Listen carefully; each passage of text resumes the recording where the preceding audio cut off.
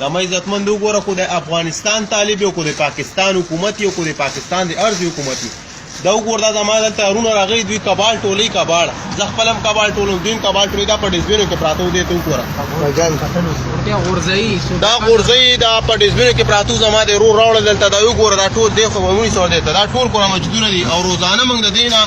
زیات یا دومره کور موجودونه هر ورځ د ډسبینو نه موږ راټولو او دلته راځو دا ترکیه والا تخایو چې ترکیه والا ته وایي دا کور موجودونه دي په دې زمونږ استاد ایمان دی زمونږ استاد په نبی باندې نازل شوی دی به حفاظت کوو اوس وخت موږ هم تاڼې ته لاړو تاڼه کې موږ دا کور موجودونه دي هغه ویل دا مفتات ته ویسه جمعات ته چې جمعات هم کله ویل امام صاحب ویل وي دلته نه دا وړي دا دلته نشته وي دا سپایر شوي دي زمونږ څنګه چې د انګلیش کتابونه یا د نور کتابونه یعنی یو شی سپایر شي موږ یې غورځو دوی دلته دې قرآن مجید ته وایي دا سپایر شو دا سپایر نه دی ته وګوره دا قرآن مجید دی دا زما د ورونو غونډ کړي دا ویډیو تاسو ما شیر کړه دې دپاره ما تاسو ته شیر کړه چې جهاد نه دی په یو ځای کې نور مسافر کم راځئ د دې دپاره مه راځئ چې مزدورۍ دپاره راشئ د دې دپاره راشئ د دې دپاره راشئ جهاد دپاره راشئ په ترکیه باندې کېږي جهاد دا قرآن مجیدونه دي دا دې سپو دا ظالمانو غورځولي دي د دې نه نور جهاد په یو ځای کې په بل ځای کې جهاد نه کېږي غیر د دې ملک نه دا قرآن مجیدونه تاسو ویلي تاسو ما کړي اعلان یې پراته دي هره ورځ دومره موږ ګونډو هره ورځ دومره موږ ګونډو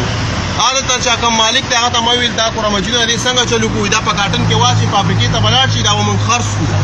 کارخانې ته به لاړ شي او دا به خرڅ کړو دا مقبره ده مخامخ دی کې دا ورته دې ته موږ کند وباسو د پولیسو ته مویل هغه وایي چې دلته یې مخه خوي په دې باندې پولیس ولاړ دا به د شپې ماښام به وړو د شپې ماښام به دا وړو او دا به موږ دلته خښو او دلته به موږ جنګ کوو خو هغه حکومت یې خو هر څوک یې موږ پې کوو یا به موږ مړه کړي یا به هغه مړه کړو یا به هغه مرداران کړو یا به موږ شهیدان کړي او دا قرآن مجیدونه په دې باندې چې ما ته ونه جنګېږو نور په پسته جنګېږو په ځمکه به جنګېږو په پیسه به جنګېږو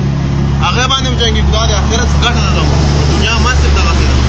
زه خپله مې زما د ترکیان خپله هم زړه موړی دی ټول انډیوالانو ملګرو مې زړه تور دی همدا کار ورسره کوو انشاءالله موږ هم به ځو ترکیه ته او باقي پای دا قرآن مجیدونه ستاسو د وړاندې دا د مخامخ تاسو ته دا کم چې شاپر کې پراته دي دا ټول قرآن مجیدونه تاسو او دا چې په پاکستان کې کوم وزیر اعلی دی او کوم مثال مشرف دی او کم باچا دی هغه ته دا ترکیه ته دا دغه وکړي چې مثال دا دغه کې د دې لار روباسي چې دا دلته نه غورځي دا څنګه مسلمانان دي